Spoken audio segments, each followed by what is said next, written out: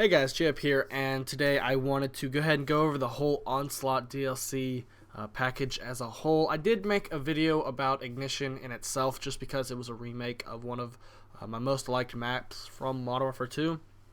This was the other map from the Onslaught DLC that I actually liked quite a bit until I got to the one point where there was a guy who refused to move, was setting up IEDs, sitting in a corner, and was just getting kill streaks because my teammates didn't know the map. They were rushing, but this guy took advantage of them, and it got frustrating. I ended up leaving the game, but this map is pretty cool. It has like this radioactive bomb in the center. I guess it's like a dirty bomb according to Drifter, that if you get close to it, it messes up your radar, and there are a couple different areas on the map that you can blast through the doors to open up a new path, kind of like another map where you can hit the chains.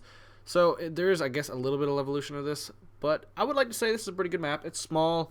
Kind of reminds me of one of those MW3 maps that were only made for like 2v2 or 3v3. Like Intersection comes to mind. It doesn't have the huge tall buildings, but it does have about the size of Intersection, I would like to say, with some backwards areas and things like that. So the map was a little bit more fun.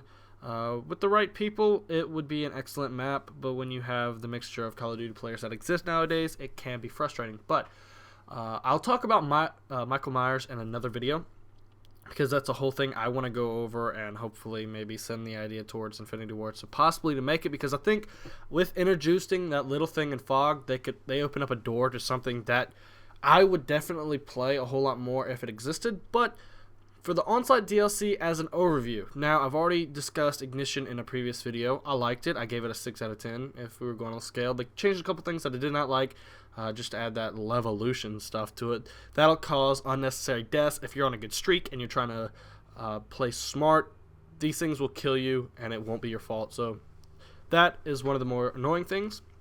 On this map, there's really nothing that will kill you. Like I said, the bomb in the middle, all it does is scramble your radar. So I guess this is one of those Levolution type maps that are good. It's not meant to hurt you. It's just meant to mess with you a little bit, but not much overall. So I would guess I'd give this map probably a 7 out of 10 because that Levolution portion of the map isn't a big deal. Now, moving on to Bayview. This map I do not like at all. It's meant for heavy... I wouldn't even say snipers because it's short lines of sight, or I would say it's a bigger map, but with a lot of short line of sight and a lot of areas where you can get on top of buildings and look down. There's a lot of cover, and it kind of reminds me of Zoo from Black Ops 1 DLC, to tell you the truth, especially backed by the aquarium. It's weird. It seems like most of this DLC in this game is reminding me of other DLC from other games. Like with Fog, it reminds me, or Fog didn't remind me of a DLC map, but it reminded me of Crisis from Black Ops 1. Bayview reminds me of Zoo from Black Ops 1 DLC, which the more I think about it, the more it makes sense, especially with that sniper perch that you can get up onto. If you think it back to Zoo, there was an area in the back left corner that you could get up onto. Fog, like I said, reminds me of Crisis. And I guess Fog is a good map. It's a snowy type map, but it's also dark, so it's not like the bright snow. And players don't pop. There's a lot of caves and there's a lot of darkness.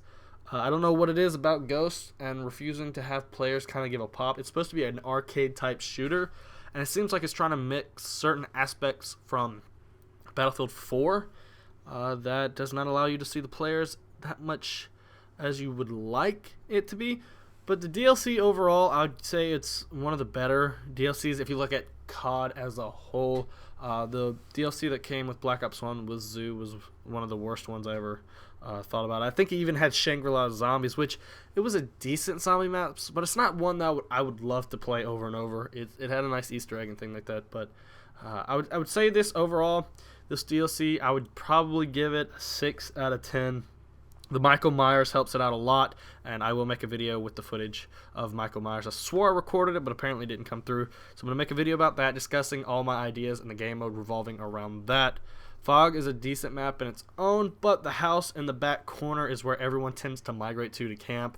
If you use IMSs and sentry guns, you could pretty much lock down the map and make it very simple. And people, there is one thing on Fog that will throw you off. There's a door that you can breach to open up a tunnel under the map, but there is also a major hole in the middle of the map that is inside of the cave, and you really can't see, and you think it's going to be cover, but when you go in, you just fall to your death. I found that out while I was trying to go for the Michael Myers thing. So I would like to say Overall, this DLC gives it a 6 out of 10. The spawns are not completely atrocious like the rest of the maps, being that they are smaller.